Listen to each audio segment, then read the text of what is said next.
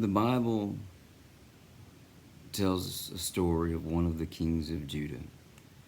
This king was Asa, and Asa was a good king. After Israel and Judah split into two separate nations, Israel seemed to have kings who were not interested in following God. And Judah had a similar start. Solomon's son, Rehoboam, was an evil king, didn't follow God. Asa was the third king of Judah, and he had a great start. And for 10 years there was peace in the land of Judah, because Asa removed the idols and pagan shrines. He commanded his people to follow God instead, and the result was peace in the land. You see, there's a basic tenet in life. Follow God, all goes well. That does not mean life is perfect. It means God is always there to help and bless. Even when fear grips us, He's there. See, King Asa once had a very difficult time. 2 Chronicles chapter 14, verses 9 through 11. Once an Ethiopian named Zerah attacked Judah with an army of 1,000,000 men and 300 chariots. They advanced to the town of Mareshah. So Asa deployed his armies for battle in the valley north of Mareshah. Then Asa cried out to the Lord his God, "O Lord, no one but you can help the powerless against the mighty. Help us, O Lord our God, for we trust in you alone. It is in your name that we have come against this vast horde. O Lord, you are our God. Do not let mere men prevail against you." Can you imagine? You're the king of a small territory with a limited army, and here comes a 1,000,000-man army to attack you. The fear and panic would be overwhelming. But Asa looked to God for deliverance, and God defeated that army, and only God could bring such a victory. 2 Chronicles chapter 15, verses 1 through 7. And then the Spirit of God came upon Azariah, son of Oded, and he went out to meet King Asa as he was returning from the battle. "Listen to me, Asa," he shouted. "Listen, all you people of Judah and Benjamin. The Lord will stay with you as long as you stay with him. Whenever you seek him, you will find him. But if you abandon him, he will abandon you. For a long time Israel was without the true God, without a priest to teach them, and without the law to instruct them. But whenever they were in trouble and turned to the Lord, the God of Israel, and sought him out, they found him. During those dark times it was not safe to travel. Problems troubled the people of every land. Nation fought against nation, city against city, for God was troubling them with every kind of problem. But as for you, be strong and courageous, for your work will be rewarded." You see, when we honor God, He honors us. There was no more war in Judah until Asa's 35th year as king. Often, God will test us.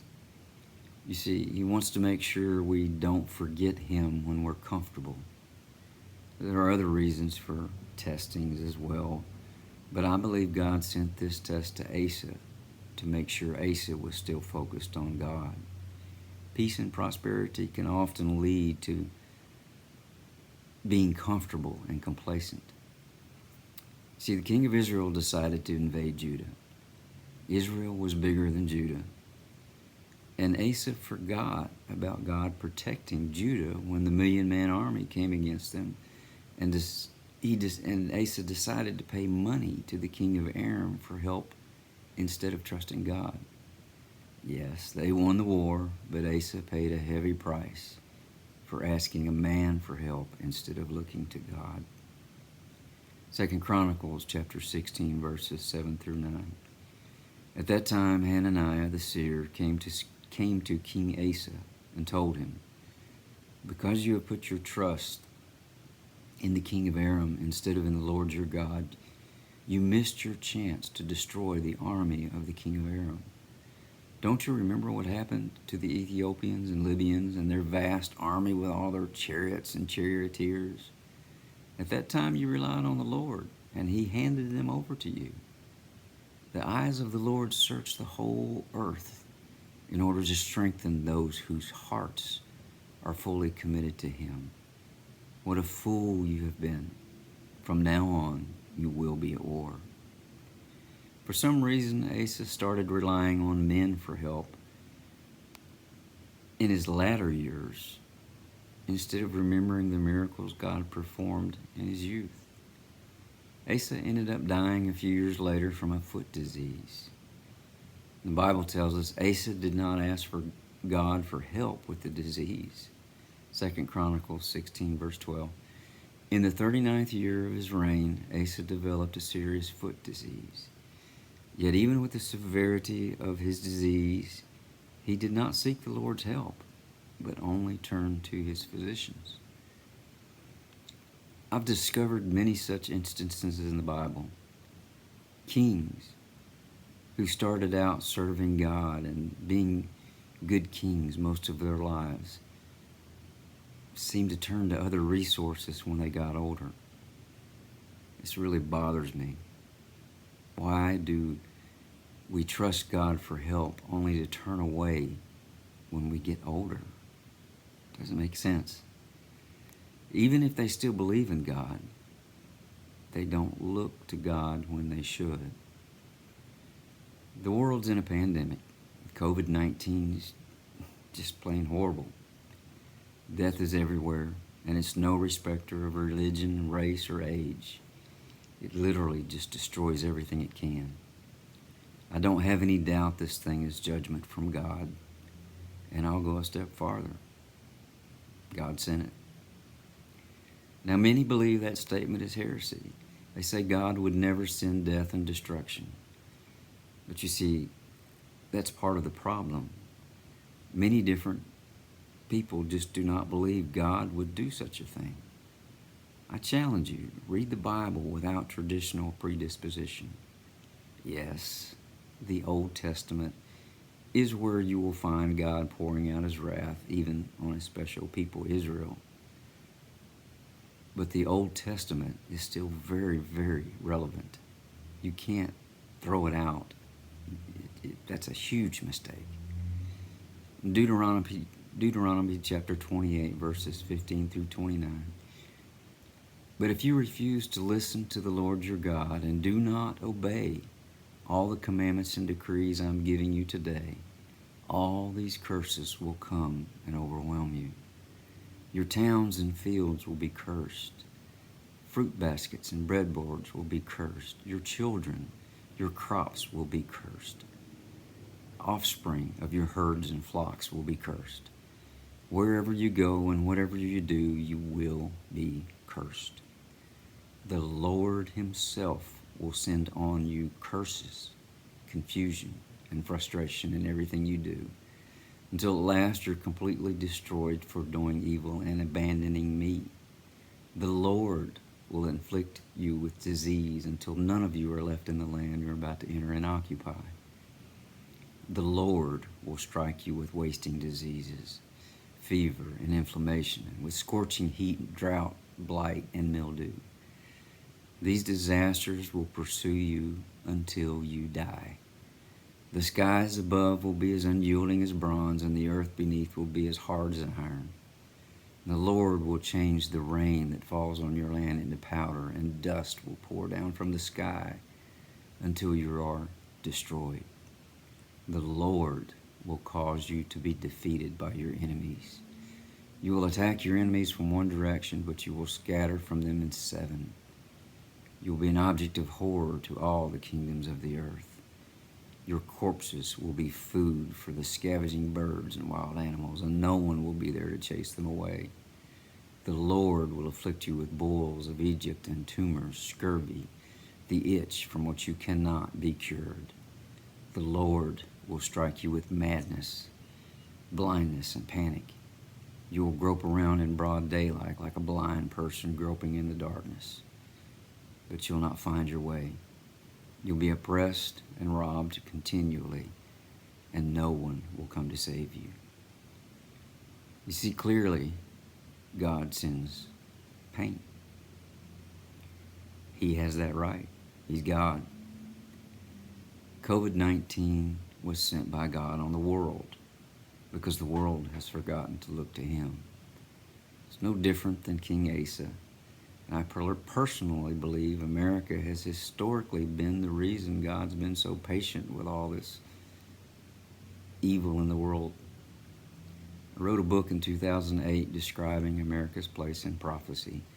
And I said, when America finally turns away from God, the end will come. We've experienced a dramatic falling away from God since 2008. Things weren't real good before then, but since, we've fallen off the cliff. I'm not implying there are no Christians left in America. Far from it. I'm saying Christianity has declined dramatically. True Christianity has declined. I have always believed when a nation embraces homosexuality, the falling away has set in completely, and America seems to be at that point. I don't think you can watch a TV show or anymore without some form of homosexuality being portrayed. And our young people live together outside of marriage en masse. They just think it's okay, and it doesn't matter if they're married, they can still live together. I could go on, but the simple truth is we've turned away from God, and judgment has come. Unfortunately, judgment has a way of hitting us all. Christians are not immune from COVID. My brother, who is a strong Christian and a medical doctor, put it this way: that's the way plague is. It hits the righteous and sinners the same. Sometimes God gives a snake on a pole or stops the death angel with the sacrifice of a king, and sometimes He doesn't. It depends on the level of judgment. And let's talk about that for a little bit. Why are Christians not protected from COVID? Every family has been affected by COVID. Many Christians have died from COVID. Others just get sick with different levels of sickness. You see, my wife, youngest son, and I just pretty much lost a month of our lives because we came down with COVID. We believe we had COVID back in 2020, as the symptoms were definitely there, no taste and fever, all that stuff. This was in January of 2020 before we really knew COVID was a thing. If we did have it, our natural immunity went away. This time we got COVID, things got pretty bad. All three of us were very, very sick. My wife was the first. As she started to decline, we went to the doctor, and she was able to get the infusion, and that probably kept her out of the hospital. But she still had a horrible couple of weeks and still has symptoms of it, and it's been a while, a little bit now. And my youngest son was the second to get it, and he went in the hospital with major oxygen needed. He was actually pretty close to death. Spent 5 days in the hospital and finally came home. He had been one step away from going on a ventilator when he went in, but God brought him through. I went in the hospital a day after my son. I was not as bad as he was, but they couldn't get me off of oxygen. And I spent 7 days in the hospital and came home with oxygen and still require it short term throughout the day and most days.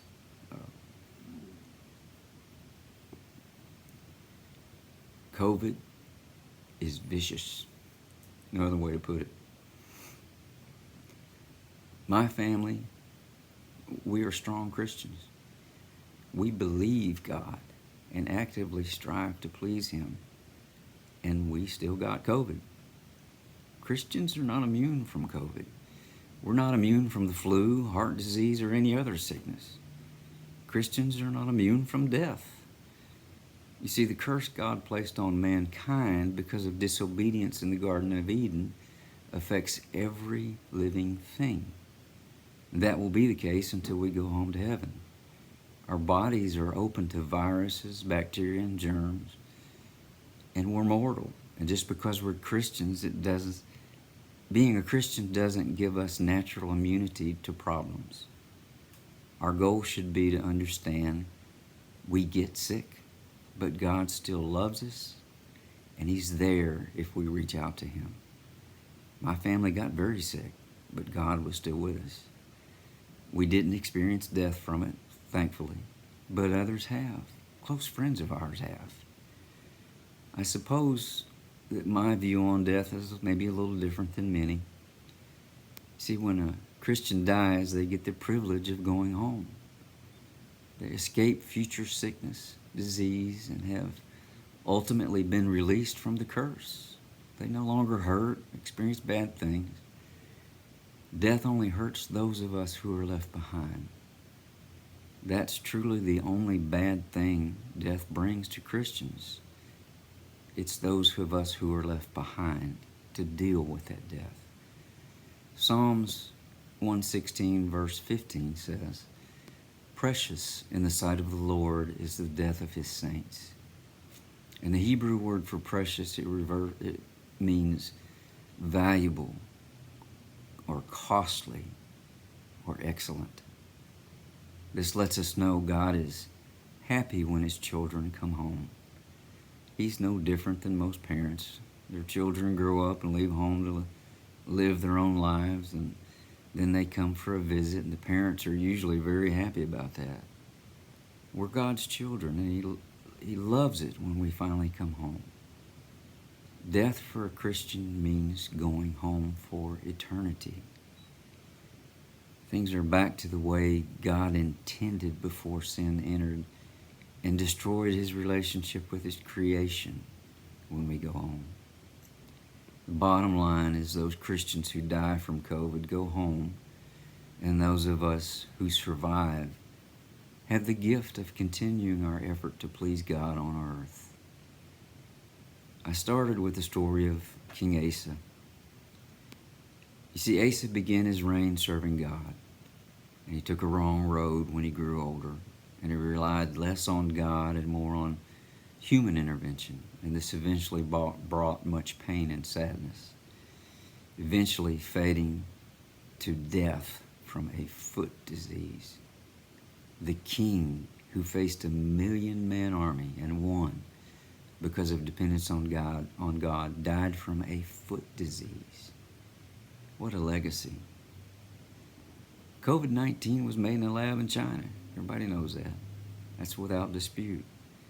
But God directed this, and the fallout affects everyone. It's not a discussion about taking or refusing the vaccine. That's your choice to make and not for this discussion. What I am saying is that vaccine or not, look to God for salvation and protection.